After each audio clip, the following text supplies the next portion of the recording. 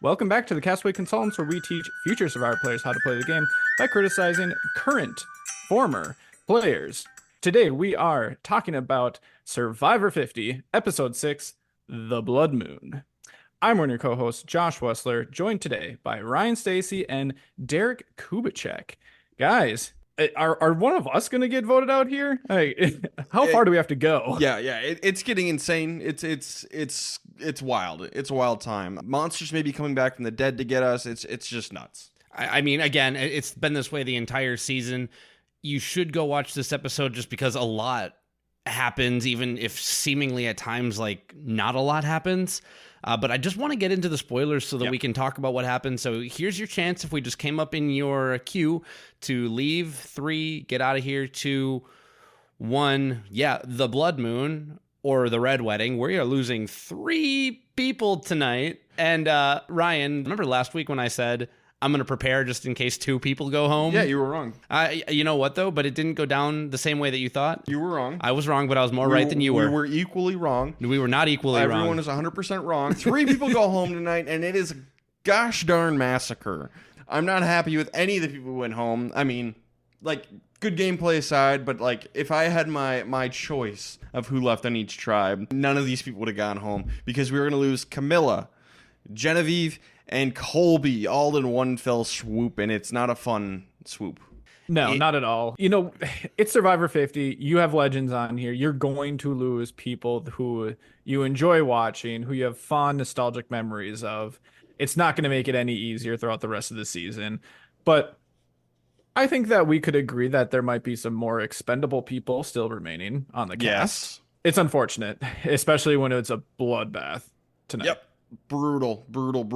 Now, let's talk about the Blood Moon itself. Basically, it's just, 3 tribal councils, 3 groups, 3 tribal councils. I feel like this is a fair escalation of things we've seen in New Era, so I don't mind the twist at all. I don't think it's like the biggest twist of all time. It's just a further expansion of something we've already seen. So calm down there, Probst.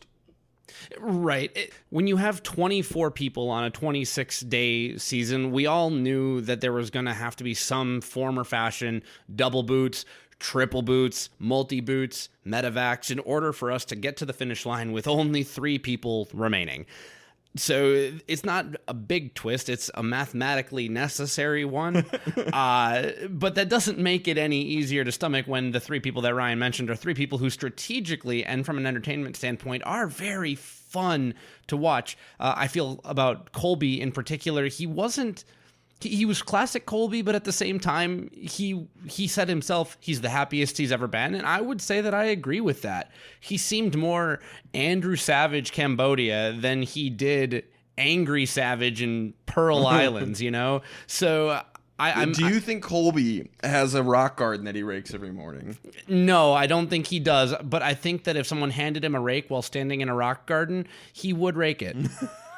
He would rake it. And also, for those of you keeping track at home, I just want to say, even though I love Genevieve, one of my favorite players of the New Era, I'm pretty sure all the lawyers are now gone. That is Kyle. That is Charlie. That is Genevieve. So confirmed lawyers suck at Survivor, and Derek was always right. We're all equally wrong sometimes, but Derek was more right than others on this particular point. Congrats, Derek. Well, should we get into this episode proper and talk about our feelings and how rough this was? It'll just turn into event sesh here eventually, so hopefully the listeners are right there with us. Yeah, let's do it. All right, let's jump into it.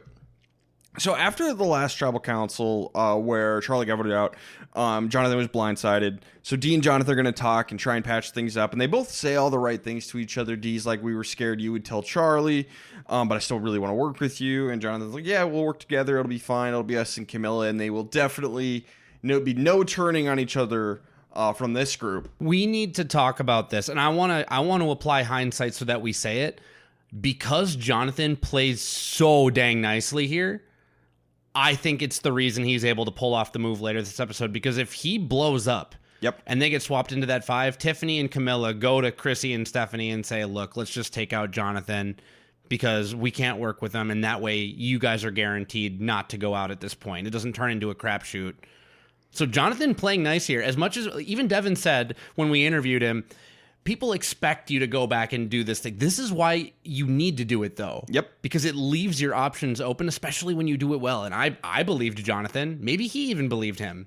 And yeah, it could have been a situation. It's like, yeah, if I have to work with these people still, I will. Now, if the opportunity presents itself to change things up, I will.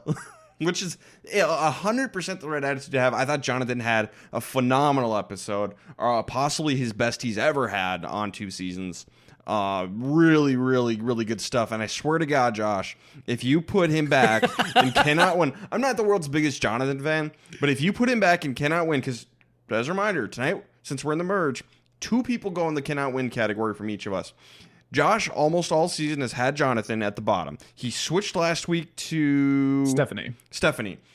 If Stephanie and Jonathan are your 2 bottom ones, or if Jonathan is anywhere near the final 2, the bottom 2 spots, I'm driving over there and smacking you in the back of the head.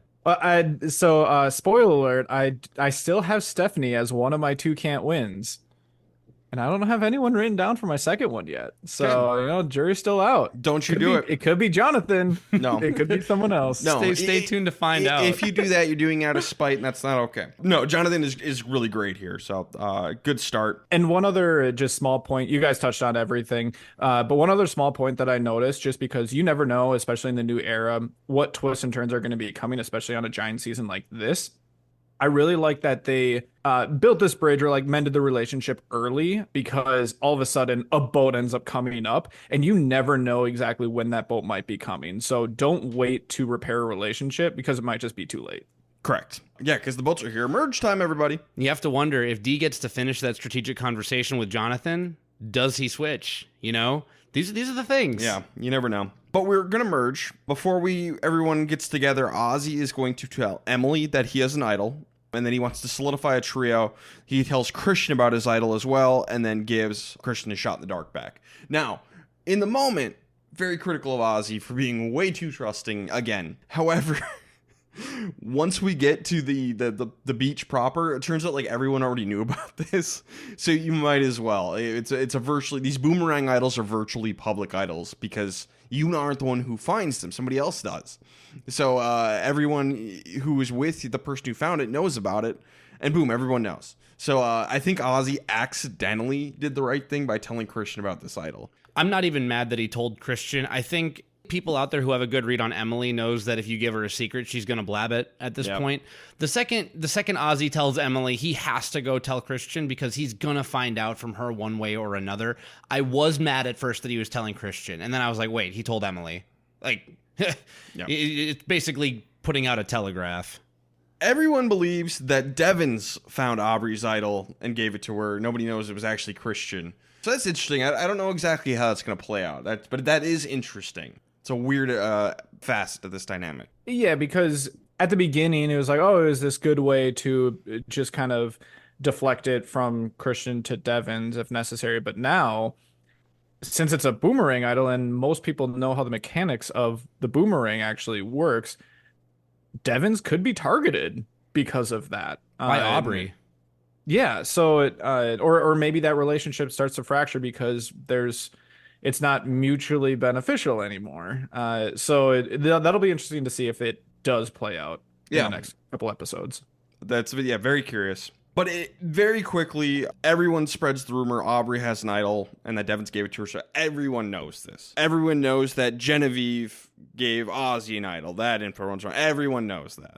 Rizzo is going to ask Genevieve if she gave him the idol, which she did. And she's going to deny it, which I actually think is really smart. She's like, yeah, I heard you had an idol, but no, I didn't give it to you. So that info is the only stuff that hasn't leaked. Doesn't really matter anymore because Genevieve's out of the game. But no, Rizzo is going to be like, oh, I have no idea who gave me this thing. And the person who did it's actually gone. It is interesting because the edit does a really cool thing with Genevieve. Nobody knows and nobody's going to know. And Genevieve goes home, so nobody is ever going to know. Correct. That information is now behind lock and key. And the boomerang part is dead for Ozzy and Rizzo's idol. Yeah, 2 dead boomerang not dead idols, but 2 dead, the boomerang. The boomeranging part of it. So if who would that be? Rizzo, or I guess either of them. If either of them go out of the game, is the idol just out and maybe just replaced with a regular idol? Yeah, that would be my guess. But so I wonder if Rizzo goes home, everyone's just gonna be ultra paranoid about like who's got the boomerang idol. No one. I like that. Yeah. Too much boomer, not enough ang on those idols. Okay, boomer. Sooner. Something. Zeke felt a disturbance in the force. Non-Sooner saying that. So Cerie's going to tell Ozzy about Rizzo's idol because she wants to form, like, because of the exchange of information and advantages, Cerie wants her three to be herself, Ozzy, and Rizzo, and that's going to come together over the course of this episode. So that could be a really devastatingly tough trio to break up. Mm-hmm. And one that, again, favors Cerie. Yep. Let's all pay very close attention that unless someone, like, outplays her, which you don't outplay Cerie. You can. It's possible. It's happened. JT did it. I mean, yeah, but JT is a bull in a china shop. Yep. Sometimes you're going to get run over by the bull. Yes. Survivor Production outplayed her. Survivor Production outplays her all the time. That's why. That's really why Cerie came back. It's the only production she hasn't been able to defeat yet. She's here to murder Probst. So, but what we end up getting is really a divide between the old school and the new school players, the honor and integrity crowd, and then, you know, the newbies who like play the game. But that's kind of the divide. There's some straddling, like someone like Jonathan, who's really making connections with everybody. He says, like, yes, I have all these connections with the old school players, but I don't want to stop there. And he's going to give us a confessional later on that I love. And he's like, you know, someone who plays the, you know, honor and integrity game, they'll get to the end and get like a vote or two. Exactly right. You that's a fine enough baseline to have, but you have to have more. And he's right. Mm-hmm. Yeah, whenever I was saying that I was waiting to see something from Jonathan throughout the entire pre-merge, basically. Just, okay, give me something. Like, I believe that you could have it, but you didn't really see much his first season, and you didn't really see it vocalized or come through in a ton of confessionals or a lot of actual gameplay. Here it is. It is right in front of us multiple times. We actually got a couple of confessionals from him laying it out exactly. It's like, all right, you did it, Jonathan. Congratulations. You are capable. I'm not going to say you're good. You're capable. Capable. Good enough. He made the merge. Yep. Made the jury. A boaty's going to arrive. There's a twist in the jungle. Go get it. I mean, Ozzy's going to be the one to find it. And basically, it gets him sent to exile. He's like, please don't let this send me to exile. You're going to exile. But I bet you he's never been more happy to go to exile once he finds out what this is. The best trip to exile that you could possibly hope for. I am just waiting for I really hope they show it just next episode right at the beginning, because they have no idea. So Ozzy and Rizzo would just come back to the beach and just be like, oh, hey guys, like, how's it going? Who got voted out? And they're like, well, this person, oh, I knew it was going to be a double tribal, and this person. Oh my God, it was a massacre. Dear God. Basically the biggest safety without power in Survivor history. That much is true. Yep. Pretty much, he gets to go to exile, skip the immunity challenge, skip tribal, skip the entire blood moon, and he gets to bring one person with him. He doesn't know this is going to happen at first. He's got to bring someone, and he decides he doesn't want to bring an ally or an enemy, someone that will draw attention. He decides he's going to bring Rizzo because Rizzo is a mystery. Fair enough. And the other part was, I believe Cerie told him that he should try to get close with Rizzo. So this to me is about as perfect of a pick as it could have been, except in the world where you maybe want Rizzo to burn the idol, but that's his ally, or at least someone he wants to work with. So why put him in the position to burn his idol when that might come into play later on? Now, maybe if they've seen Rizzo's season, you don't leave Rizzo with an idol. But they haven't. But they haven't seen that. So I think Rizzo is the perfect pick for Ozzy. This was a great pick. Actually, good thought process by Ozzy. Good job. Well, letting Cerie pick for you, basically. So we're going to go to the immunity challenge, the blood moon twist. 3 people are going home. We're getting divided into 3 groups of 5. 1 person from each group will win immunity. It's the classic Coach Wade Memorial Challenge, and maybe it is a good thing he didn't go home here, because that would have been really sad for that to happen twice. But yeah, it's the one where you're, in between 2 walls and you're perched up, and it looks horribly brutal. So 1 person from each 5 gets immunity, and then the last person standing overall wins Applebee's for the tribe. So we get some nice Applebee's shilling, and Jeff going all in on that. I love it. That's the kind of corporate shilling I love, where it's just hilarious. This might have been the deepest that Jeff has ever dug during just a shilling moment, and I loved it, every aspect of Bacon and more bacon and the bacon on the bacon with the bacon strips and bacon strips and bacon strips. Shark Bowl! Joe can't even listen. He's plugging his ears. That's what I would be doing. I'll be honest. I think Joe had the right call here. It made me very hungry. I don't have any Applebee's here, so I had to settle for Pringles. And back to your point, Ryan, I think it would have been pretty funny for Coach to go home on the Coach Wade Memorial Challenge twice, because the symmetry in poetry is perhaps the cruelest bedfellow. Yes. That feels like something Coach would say, so I really just wanted to say that right there. Eagle Screech. Which we got one. I didn't hear Yeah, it. I missed it. It was very faint. It was when they were doing the flashback and showing him Okay. going, ah. Okay. But yes, they get Applebee's, and also the 3 people who go home do not make the jury. God damn. Woo. Not Makes dateable. sense, though. You know, we're at 17. That'd be way too big of a jury. Cut it down 3 people to 14, 11-person jury. I actually really like this structure that they ended up going with here. It's brutal, though. It's brutal. Not bad, yeah. but brutal. I agree that it's not, the biggest, twist or anything in Survivor history, but I do think that this might be the biggest challenge in Survivor history. Yeah. It's up there. It's a big one. Because you get Applebee's. Yeah, exactly. I wish we would have seen the rock draw and a little bit of discussion, like when you pulled that rock and you realized who you were with in the 5. I wanted to get more of those reactions, and instead we just kind of jumped into these are the 5. I wish we would have gotten more of that. Yeah. That might be the biggest random rock draw. Yeah. In Survivor history. No. Well, you're right. But I mean, like, in terms of just like challenge, Right. placement. Minus elimination. Yeah. Yes. So the orange group is Jonathan, Stephanie, Tiffany, Camilla, and Chrissy. The green group is Sari, Emily, Coach, Colby, and Dee. And the purple group is Genevieve, Devins, Christian, Joe, and Aubrey. So Dee's going to win for green. Once again, her toes coming in clutch. Christian's going to win for purple. That made me very happy. Huge relief. Which we should have guessed because of his performance on such endurance challenges in past seasons. And Stephanie is going to win for orange and win reward as well for her group. Makes sense. We're going to cut back to Exile Island. They skipped all of this. And they're having just a grand old time. At least Ozzy is. But they completely are oblivious. No idea what's going on. no idea. Blood Moon? What's that? But they do bond and tell each other about each other's idols, which I think they both already knew about each other's idols, but you get to hear it from the person. It's something. So I really think these two and Sariq are going to do a ton of damage coming up. I wonder if Rizzo knew that Ozzy knew that he had an idol, so it was almost like a free roll for him to tell him. Because it was impactful.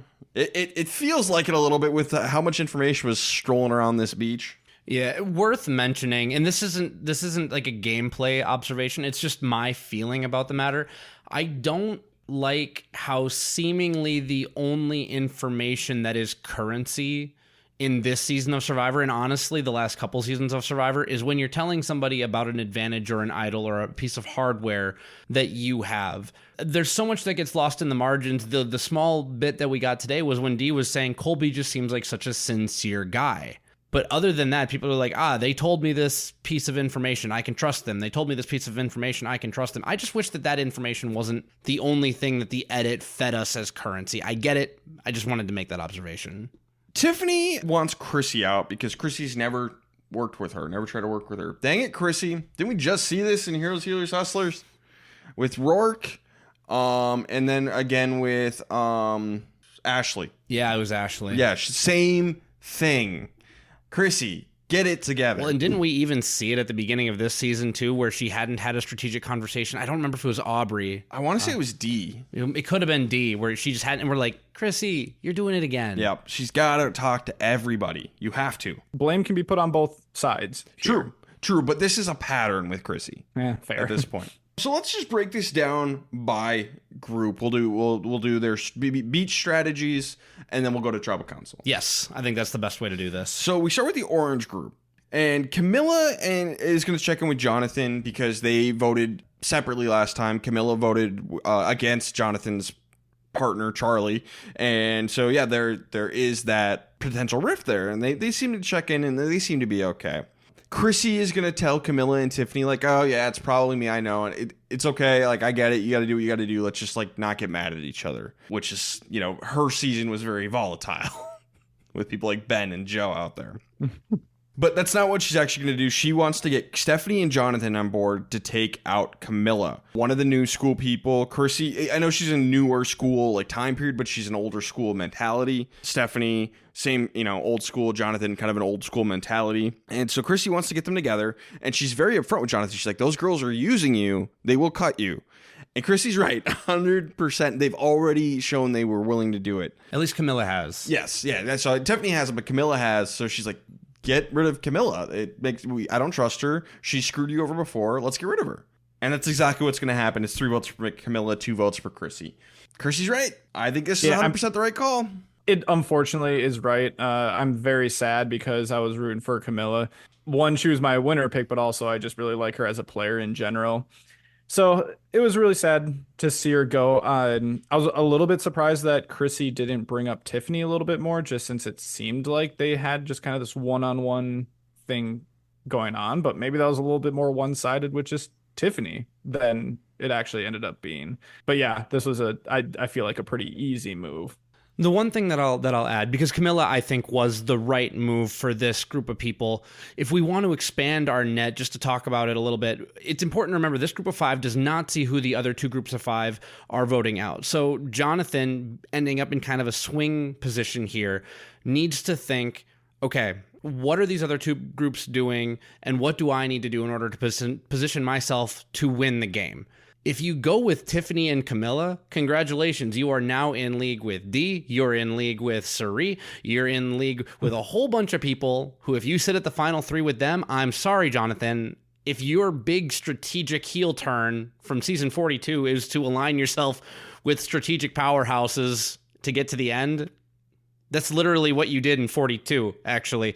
So you need to go, unfortunately, with the Stephanies and the Chrissys, and then find a way to get with Coach and get with Joe and make it to the end with them, and then you win handily.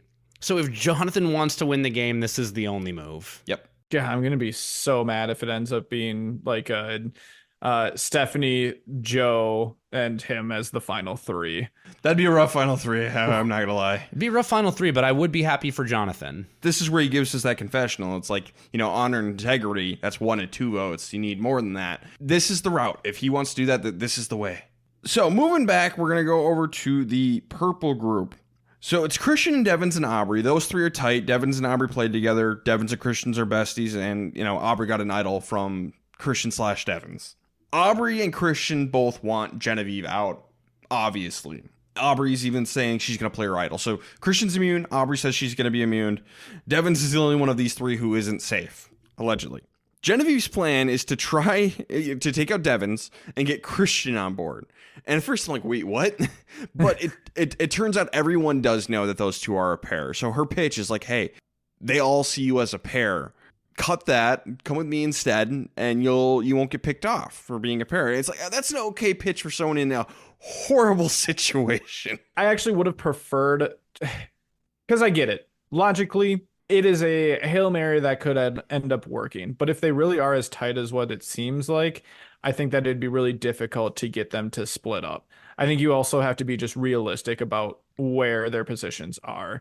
I think she, I don't really think she had much of a shot here, but I think she might have had a slightly better shot, maybe trying to get Joe out. That might have been a better route to go. You might be right, Josh. That's exactly what I was going to say. I think Genevieve needs to go to Rick and say, I might play my shot in the dark tonight. I might not. If I end up being safe, Aubrey plays her idol. That leaves you and Joe on the block.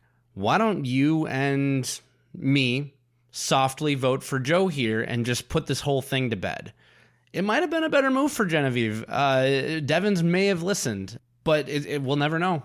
On small tribes like this, you have 5 people, 1 person immune, idols hanging around there. People are going to feel the stress that is building from being vulnerable. When you might have a 1 in 3 chance of going home and not being part of the jury, I could see that potentially being enough to just shift the vote from Genevieve to Joe. And Christian and Devins, they definitely consider it. Devins actually said he'd prefer Joe because they had that beef earlier in the season, and he thinks Joe doesn't have anything, which he's right. So they end up going to tribal council. Genevieve is going to play her shot in the dark. Not safe. Aubrey does not play her idol. She holds on to it. Good for her. I thought she might be a little trigger happy after what happened because she got voted out in Edge of Extinction with an idol in her pocket. So she's not too trigger happy. I would have totally understood if she played it, but she didn't need to, and she kept it. Since it's such a public idol, she probably should play it next time, though. They're gonna come for her. I have very strong feelings about this. And part of it, I think, is hard because Aubrey has been such a skeptical player the last couple times that she's played. But I think this time she's right. By telling Christian and Devins that you are going to play the boomerang idol, it removes the incentive for those two, particularly because she thinks Devins gave her the idol. It removes the incentive for Devins to try and pull a fast one on her right now and get the idol back. And it behooves her to keep telling them, what is that from Princess Bride? Like, hey, good work today. Good job. Probably kill you in the morning. She should be like, hey, thanks for the idol. Really appreciate the idol. I'm going to play it tonight. And she can just do that for as long as she wants because, again, as long as you can remove that incentive for the boomerang effect, you can keep the target off of you a little longer. That said, that it is a public idol. Try and find your place in an alliance that makes sense for you, and then burn that thing fast because everybody knows about it.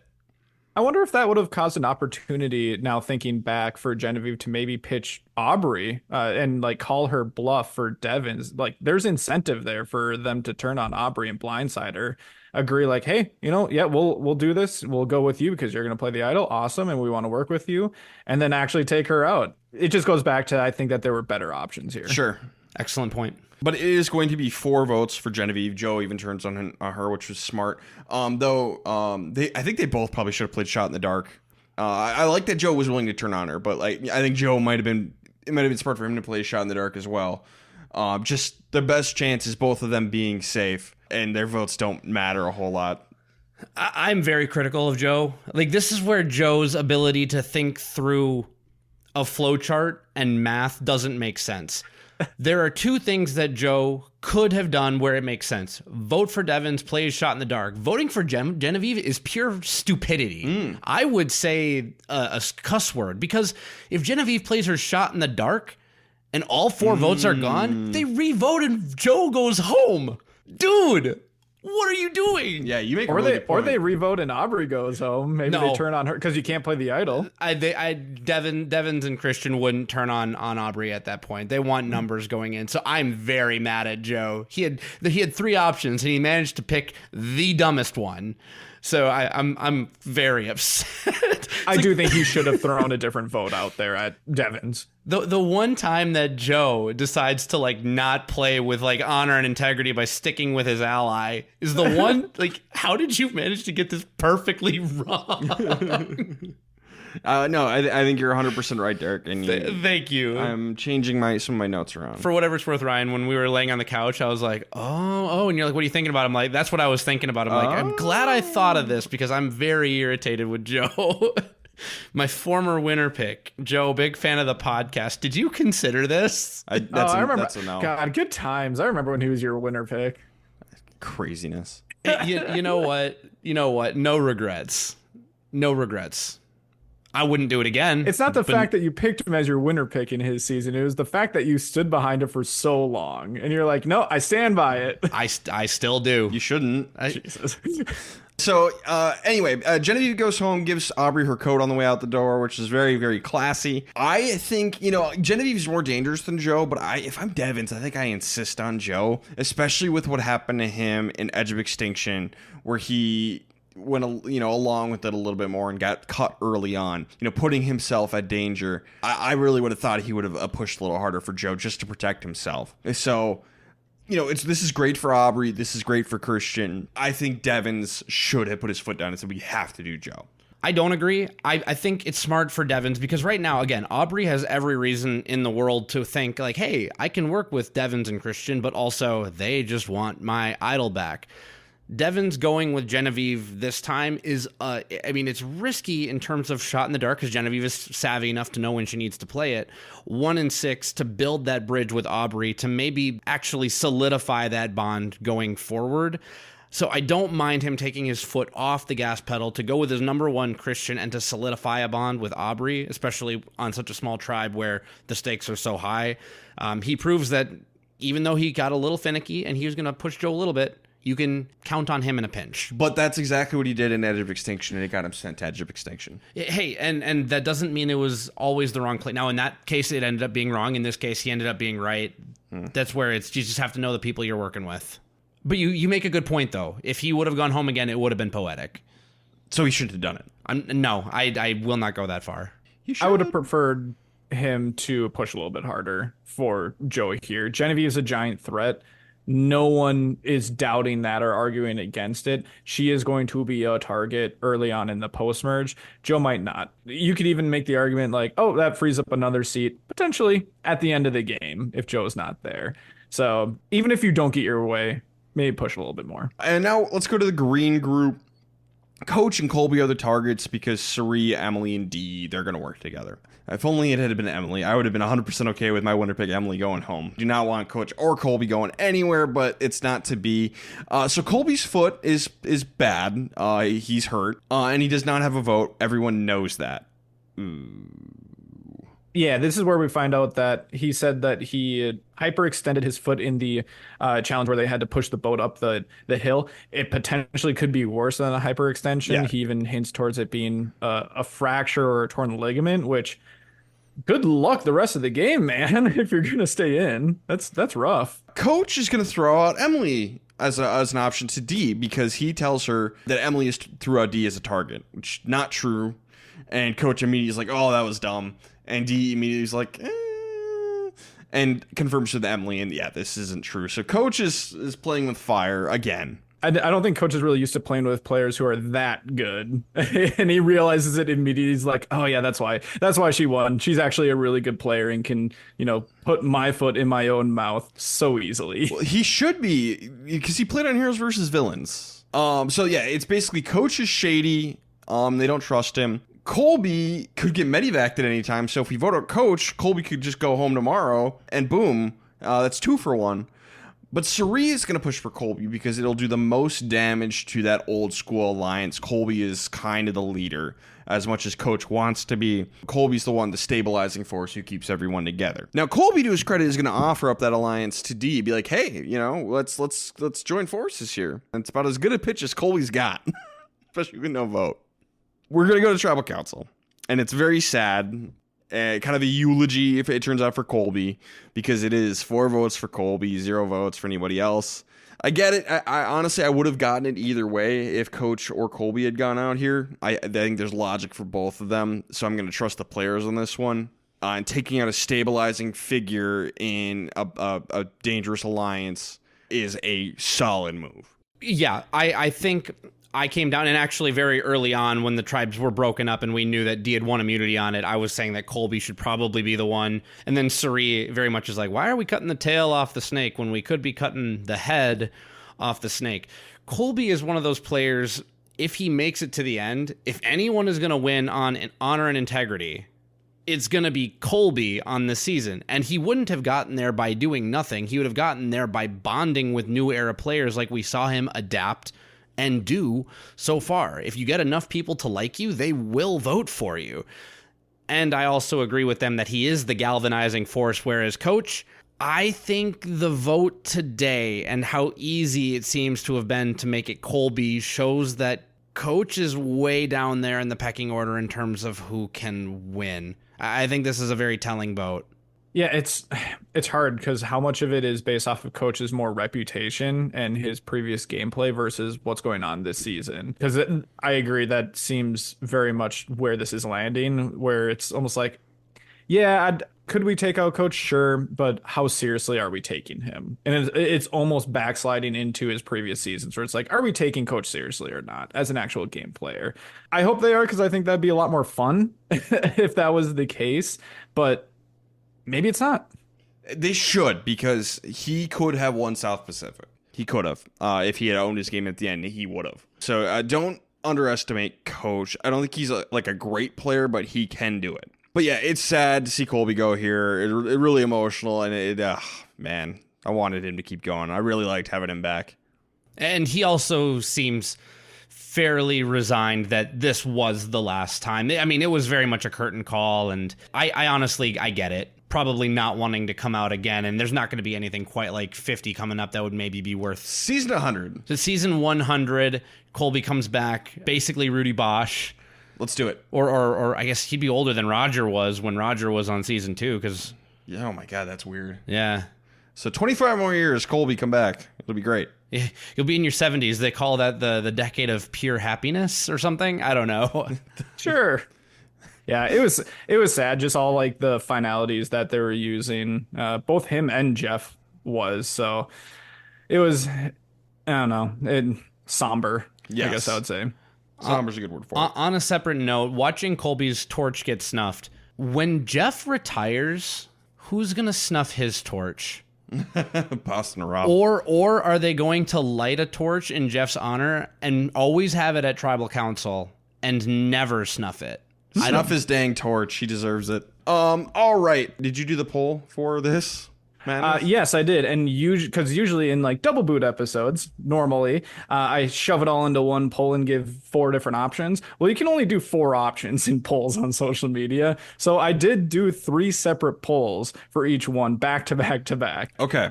There's a little less turnout because of that, but who cares? Pretty unanimously, all 3 polls were no. Okay. The heaviest one was definitely the third one. If you want a percentage breakdown, the first one was probably about 70% no. The second one was about 68% no. And the third one was 95% no. Oh, wow. Social media really like in the nostalgics. Yep. That's funny. Okay, well, let's get into best and worst player of the episode, and this time we get to do 3 if we so choose. Madness. So this is pure madness. Josh, start us off. Who are your 3 best players of the episode? Am I doing all 3 at once? You're doing all 3 at once. Okay. So this was kind of tricky just because of the way everything laid out, because I had 4 people. And I was trying to figure out how do I get down to 3? And I think I figured it out. I'm not actually going to grab someone from each tribe. I'm going to grab 2 people from one tribe, and that is Chrissy and Jonathan. I thought they both did a good job.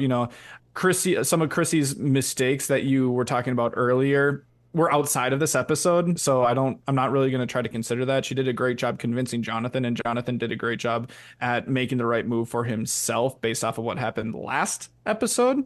So I'm going to give both to them, and then I'm tossing one out there to Ozzy. Screw it, he was safe and he did it himself. He went out and found that advantage and just escaped the entire blood moon. So it's kind of a cop out there. I was thinking about Christian as well, but just only because you win immunity here wasn't enough for me. So those are my 3.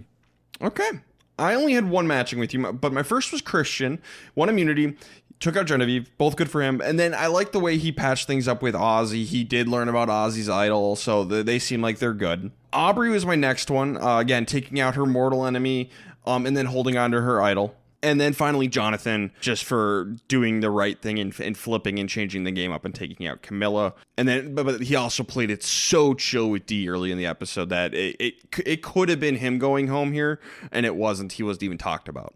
So those are my 3. I got 2 in common with you. I have Jonathan and Aubrey for exactly the reasons that you mentioned. And then the other one I agreed with Josh. I threw it to Ozzy. I'm not going to fight Christian. It was excellent. But I think the fact that Ozzy, he went out and he found this. He picked Rizzo, which was great. He connected with Rizzo, which is great. And he's going to come back to a lot of good options and maneuverability and survive the blood moon by removing himself completely. So I gave it to those 3. But I mean, Christian's also great. Yeah, I forgot about Aubrey. So honorable mention to her as well. She had actually a really good episode.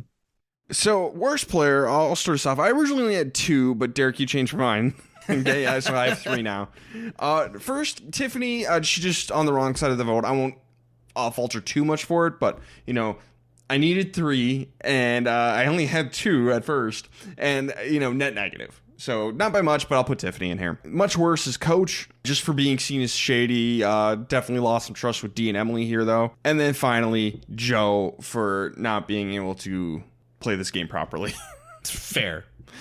So Tiffany, Coach, and Joe. Well, I only did give out 2. I'm going to pull Tiffany off of that because the blind side on Jonathan, she was not a part of. I understand you need to be able to work quickly, but it seems like they only had an afternoon. That's not a whole lot of time to do damage control, especially when a move for someone like Jonathan makes so much sense to go the other direction. So I have Coach for exactly the same reasons, and Joe because math and strategy are hard.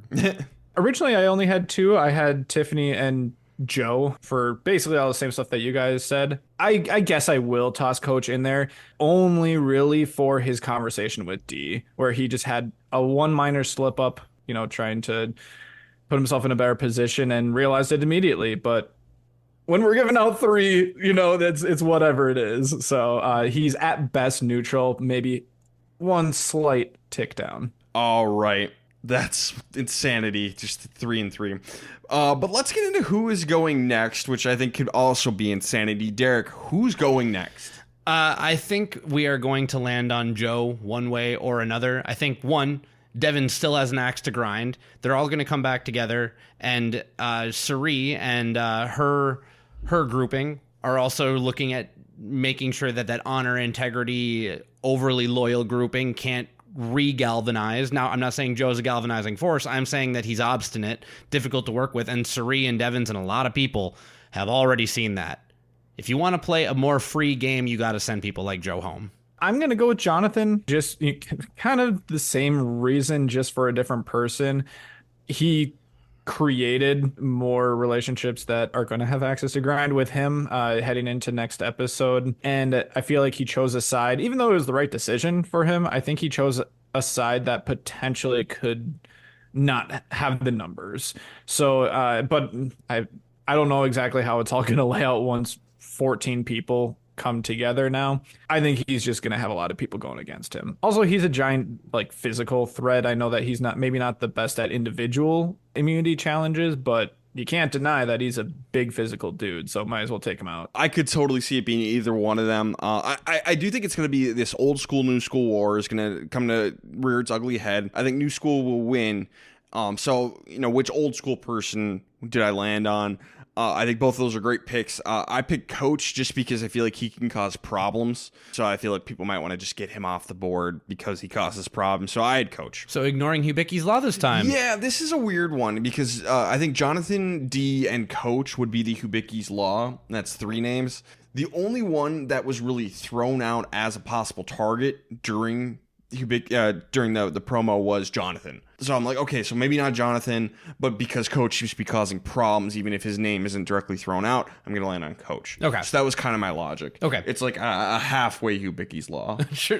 Hubicki's theory. It'll be really funny if Christian goes home at some point and exactly violates that side of Hubicki's Law. Just disprove it right in front of your face when it's him. No. It doesn't disprove anything. All right, so let's get into who can't win. We're into the merge now, so this is where we start picking 2 people because we do a final 3, so 2 people can't win if that's the case. Who are these 2? And then also, if we get a surprise final 2, which one of those 2 would win?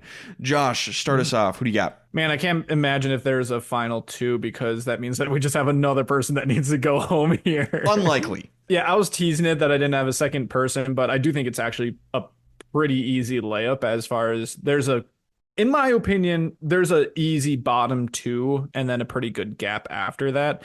I do think it's Stephanie, and I think it's Joe. I don't think either of them are really playing much of a game. I'm just not seeing it from either of them. Okay, well, who wins in the final 2? I think Stephanie wins. Okay. Well, I agree with you on Joe. I've had Joe here for a while, but I'm actually going to put Chrissy in the second spot just because I don't think people like her. That's really it. But I do think Chrissy would win over Joe because, Chrissy's trying. God bless her. I have Joe and Stephanie, Okay. and Chrissy is my third one out. Surprise final 2, Stephanie beats Joe. Okay. Yeah, go us, Derek. Okay, interesting. That makes us right. Last thing we got to do is check in with the Survivor pool. So, Josh, could I take the floor? Yeah, so last week, Ryan had picked Ozzy. Man, did that work out for you? Yes, it did. No stress whatsoever. And I had picked Chrissy, which, yeah, I was worried a little bit, but I actually would have preferred if Chrissy went home because it would have been the alternative to Camilla, unfortunately. Both of us are safe going into next episode. The same cannot be true for some listeners, as should be expected when 3 people are going home. First off, there's one person who did not get their pick in, and that was H.A. Hudson on Spotify. Thank you for playing, but sorry. You will not be moving on. And then here are our fallen soldiers who picked one of the three people tonight.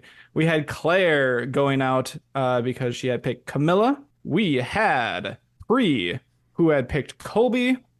Chloe picked Camilla. Yusuf picked Genevieve. A bold move there. And we had Apples, who picked Camilla. But what about the bees?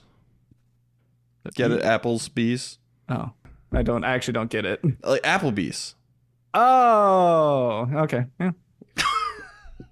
Well, rip all of you. Thanks for playing. To Ghost Island, you go. Play again next season. Thanks. Thank you so much. If you're going to go out in one episode, this one would make sense. Yeah. Okay, so we get to keep on trucking through the Blood Moon. So yeah, this is going to be a hard one and risky.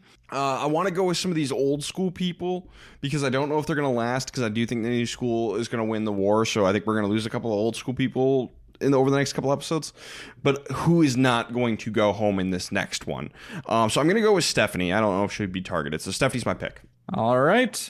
And to catch you up with how many people we have left, going into this week, Ryan has 11 people left and I have 9 people left. So I'm working a little bit from behind here. So Ryan is going Stephanie. I get the old school, new school aspect, but I'm going to... Yeah, I still don't know what's going to end up happening next week. We don't have a ton of clarity here after this week. So I'm actually going to flip this on over to someone who has an advantage, and I am going to go with Rizzo.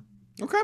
And I think he's almost as safe as you can get right now. And I know I'm burning someone. I think he's actually going to be in this game for quite a while, but I'm okay burning it right now. Okay. Interesting. And Derek has nothing. I've said nothing. And nothing for what's the Mean Girls line? And nothing for none for Gretchen Wieners. And none for Gretchen Wieners. You're Gretchen Wieners in this situation. Yeah. All right, great episode, guys. I know we had a few questions, so we can do a couple of them. I have to make my winner pick. Oh, sorry. Scratch that. All right. One more bonus section is we have to check in with winner picks. I have Emily. Derek, who do you have? Devin. So we're still good. Josh, I believe you had Camilla. Yeah, and I'm very sad about it. I am too. I like Camilla. Whenever someone goes home too that you really like, and it's in a small tribal like this, it just always hurts. So I was like, man, this wasn't fair. But Survivor's not fair. Correct. So as for my new winner pick, I think that there's 4 people clearly at the top. I think that if you would order everyone, which we're not to our rank downs, dank downs, and jank downs yet, but I would, in no particular order, have Rizzo, D, Christian, and Suri, I think, as my top 4. And I'm actually not going to pick any of those because I think that they're going to be targeted as threats. If I would, I think maybe Rizzo is the one I would pick out of that. However, I'm jumping on with Derek. I'm going Devins here. I like it. Yep. I was debating between Rizzo and Devins, and I just like it. It feels right and it feels fun. And I do legitimately think that he has a shot to win this game. You know what we never did? If we could change our winner picks, we're locked in. Oh yeah, we can do that right now. Let's do that really quickly, because I gotta say, if I could jump, I think I might jump to Suri, guys. Yeah. I was kind of thinking the same thing. I'm stuck with Devins, but if I could switch, I think I would maybe just jump on the Suri train just so that I could be there with her at the finish line or go down in a blaze of glory. I think I'm with Derek. I would definitely leave Emily in the dust. I would love to jump ship. I think I'm with you, Derek. I think I would jump to Suri. I love Devins. He came on the podcast. Yep. Friend of the podcast, Rick Devins. But I'm just like, who is going to get targeted? And I think Suri has insulated herself. So I think I jump to Suri just to, if I call that, I'm not going for being right. I'm going for being a legend. Yes, exactly. Yeah. Yeah, okay. Love Devins. You guys are absolute homers, and I love it. Yes, absolutely. I'm actually using logic here. It's not I know being you a are. homer. Like, I do Which think that's the best way to be a homer, Josh, is using logic to be a homer. I think that these people are going to get targeted. Yep. Like, how would how would Suri not get targeted? How would a former winner of the new era not get targeted? She didn't get targeted in Game Changers. How would an unknown player like Rizzo not get targeted? She didn't get targeted in Game Changers, Josh. I know. It's happened. And also, not that we even need to say it because it wasn't worth mentioning because her name never came up. Suri was available to be taken out this time. It was never even considered. She drove it without even driving it. That listener who was like, I'm trying to explain to my friend why Suri, so this is why. This is why. You're watching it in real time. Yep. It's magic, and it could happen, which would be so cool.